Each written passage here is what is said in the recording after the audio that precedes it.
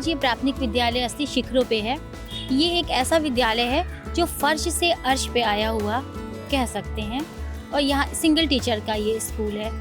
और 2016 में जब मैं यहाँ स्कूल में आई थी तो यहाँ की स्थिति बहुत ख़राब थी। लक्ष्य न ओझल होने पाए, कदम मिला के चल, सफलता तेरे कदम चूमेगी आज नहीं तो कल।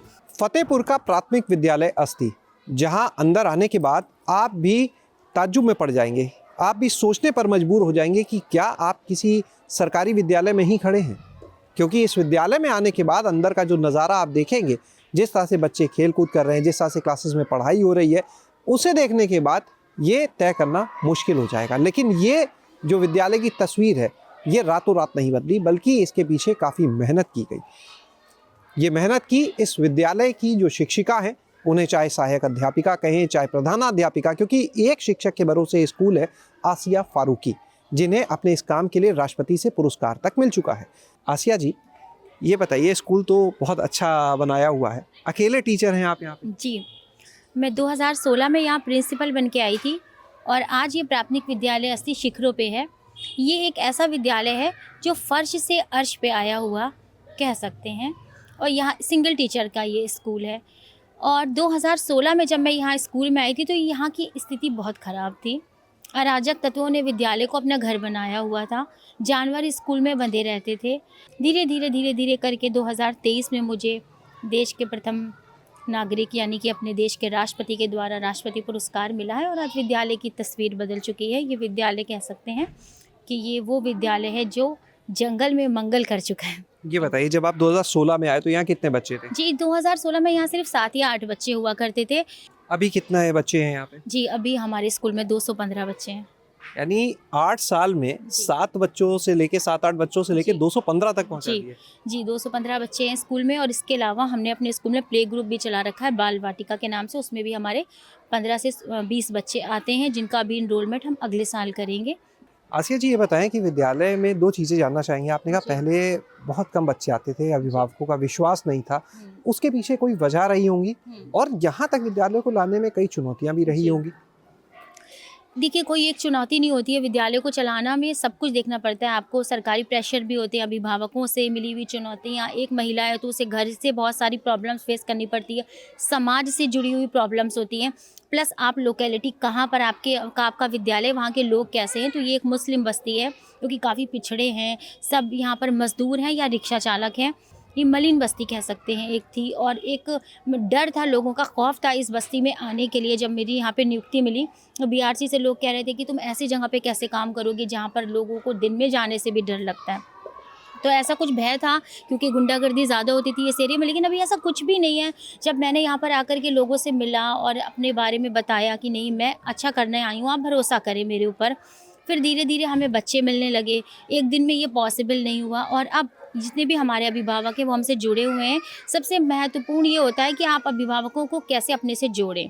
तो मैम, ये बताइए, जैसा आपने कहा भाई कोई किसान का बच्चा है, कोई दिहाड़ी मजदूर का बच्चा है, तो यहाँ पर उस परिवार से लोग आते हैं और जैसा आपने कहा कि मुस्लिम बाहुल्य क्षेत्र ये लगता है, किस तरह की और चुनौतियाँ आपके सामने रहीं यहाँ पे?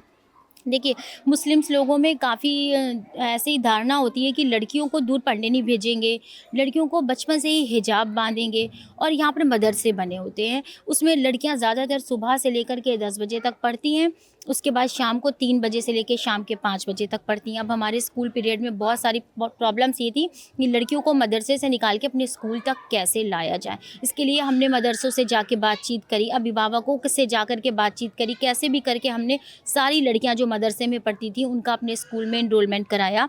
तो पहले 3-4 साल के बाद हमने 90 ड्रॉप आउट लड़कियों का अपने स्कूल में इनरोलमेंट कराया है जो कि स्कूल से ड्रॉप आउट थी।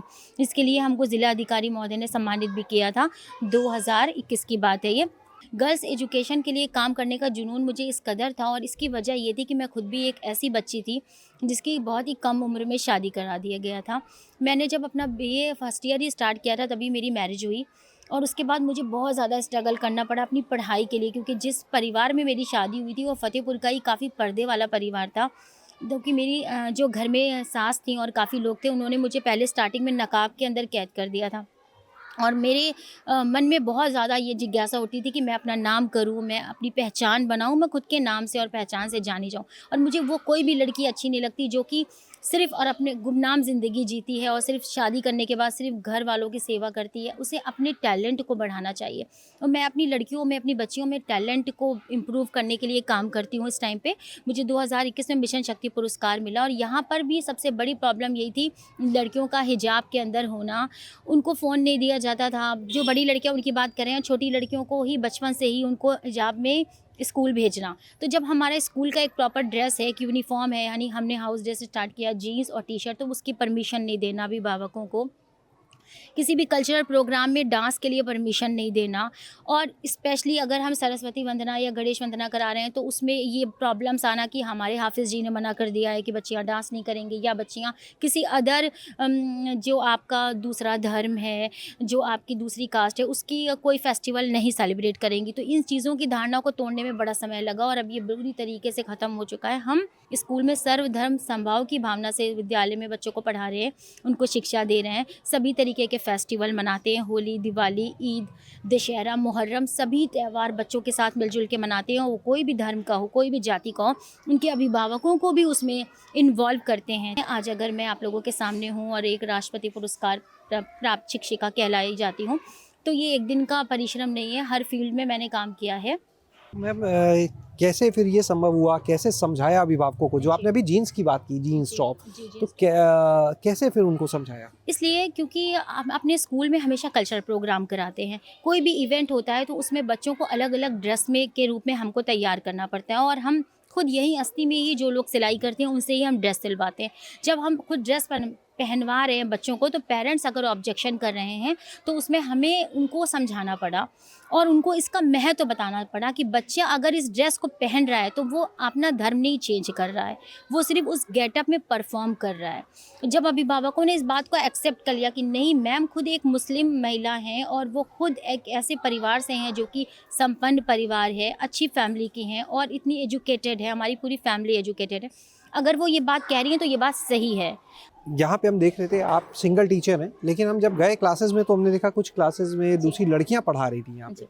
हाँ, स्कूल में मैं अकेली थी। 2016 से धीरे-धीरे मैंने जो स्कूल में बच्चे पढ़ने आते थे, उनके घर में जब जुड़ाव हुआ, उनकी फैमिली से जब मैंने बातचीत करी, तो मुझे पता चला कि उनके घर में और भी बड़ी बहनें हैं और भी बड़ी लड़कियां हैं, जिनको भी थोड़ा-सा मुझे गाइडेंस की ज़रूरत है। उनको मैं गाइड करूं, उनको एक जीवन का एक पथ प्रदर्शक के रूप में उनके सामने खड़ी रहूं। अगर मेरे पास 200 बच्चे हैं, तो मैं सिर्फ इन 200 बच्चों तक ही सीमित ना रहूं। तो इसके लिए मैंने टीम बनाई। कोरोना के टाइम में 11 लड़कियों को हमने अपने व्हाट्सएप ग्रुप से जोड़ा था, जो अपने घरों में इन बच्चों को मोहल्ला पाठशाला कराती थी। कौन है ये हेल्पर्स? ये हेल्पर्स जो हमारे पास बच्चे पढ़ते हैं, उन्हीं की फैमिली की हैं। उनकी बहन हो सकती हैं, उनकी मौसी हो सकती हैं, उनके घर में जितने भी फैमिली मेम्बर हैं उनसे ही रिलेट करती हैं। किसी की कज़िन हैं, किसी की बड़ी बहन है।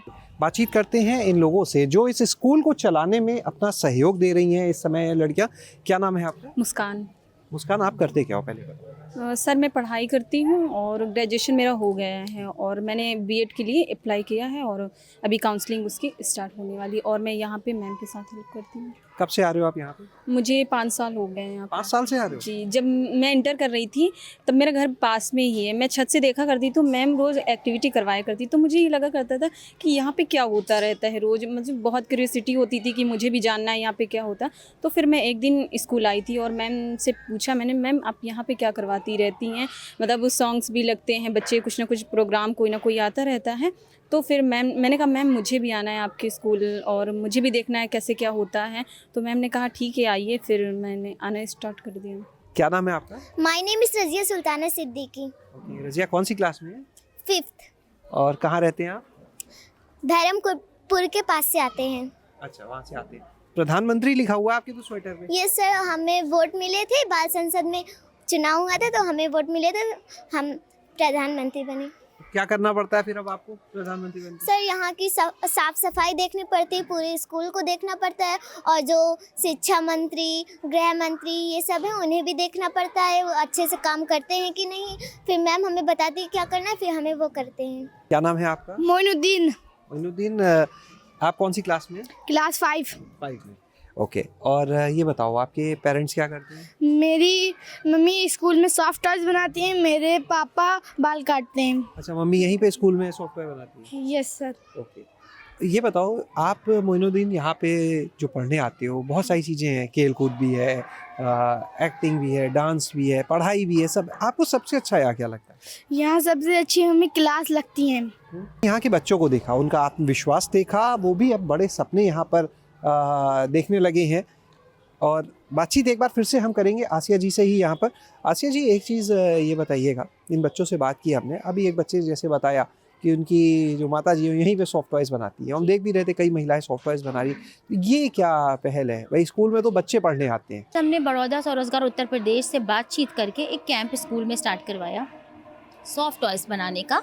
इसमें 15 दिन तक इन्होंने सॉफ्ट टॉयज़ बनाना सीखा। अब हमने इनका कपड़ा खुद से ऑर्डर पे लगा करके बहुत सारा कपड़ा मंगाया है, और इन्हीं जो हमारे अभिभावक माताएं हैं और जो आसपास की हमारे से जुड़ी हुई महिलाएं हैं, उनको सॉफ्ट टॉयज़ बनाने का स्कूल में कटिंग करके इनको दे देते हैं। यहाँ पर आप देख सकते हैं इस समय महिलाएं जो हैं वो सॉफ्ट टॉयज़ बना रही हैं, टेडी बियर बना रही हैं, और समय को देखते हुए यहाँ पर सेंटा क्लॉस जो हैं वो भी बनाए जा रहे हैं। बातचीत करते हैं महिलाओं से ही। क्या नाम है आपका? काजल। काजल जी, कहाँ के रहने वाले हैं? सातो। यहाँ पे कब से आ रहे हैं आप? 1 महीने से। स्कूल में तो बच्चे आते हैं पढ़ने के लिए, तो आप लोग का कैसे आना शुरू हो गया? आपके बच्चे पढ़ते हैं या कैसे? हमारी दीदी यहाँ रहती है, तो वो बताई थी कि यहाँ सॉफ्ट टॉयज़ की ट्रेनिंग हो रही है, तो आए हम भी सीखें, यहाँ बना रहे हैं। तो बनाना सीख गए पूरा? जी। अभी क्या बना रहे हैं इस समय? सेंटा।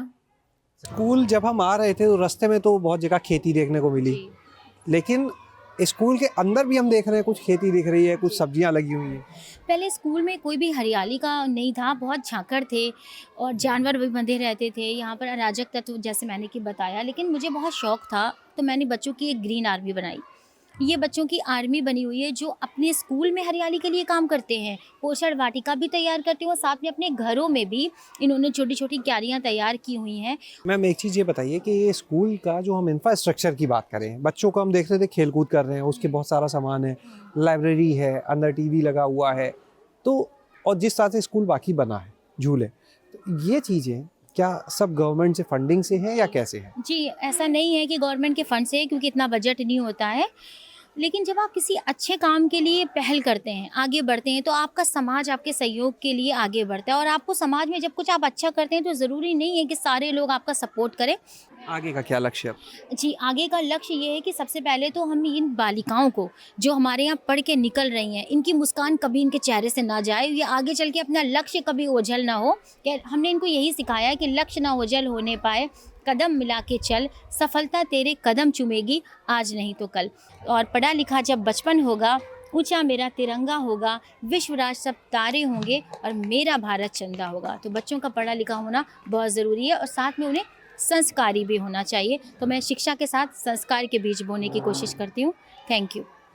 तो आपने यहाँ पर सुना आसिया जी को, इस स्कूल के जो बच्चे हैं उनको भी, और ये भी जाना कि किस तरह से बहुत से स्कूल हमने आपको दिखाए हैं जहाँ पर जन सहयोग से वहाँ का जो इंफ्रास्ट्रक्चर है, जो सुविधाएं हैं वो विकसित की जाती हैं। लेकिन इस स्कूल में सिर्फ इंफ्रास्ट्रक्चर ही विकसित नहीं हुआ जन सहयोग से, बल्कि जन सहयोग से यहाँ पर पढ़ाई भी चल रही है, क्योंकि सिर्फ एक टीचर है, तो जन सहयोग यानी दूसरे लोगों को साथ में जोड़ना जो बच्चों को पढ़ाने में मदद कर सके। और इसके अलावा खुद कई संघर्षों से निकलने के बाद अपना एक अलग मुकाम पाने वाली आसिया फारूकी आज बहुत से बच्चों के जीवन में ही बदलाव नहीं ला रही, बल्कि पूरे समाज में बदलाव लाने के काम में लगी हुई हैं। लोगों की जो सोच है उसको बदलने में जुटी है। शैलेश अरोरा, गाँव जंक्शन। गाँव जंक्शन को सभी सोशल मीडिया प्लेटफॉर्म्स पर फॉलो करें।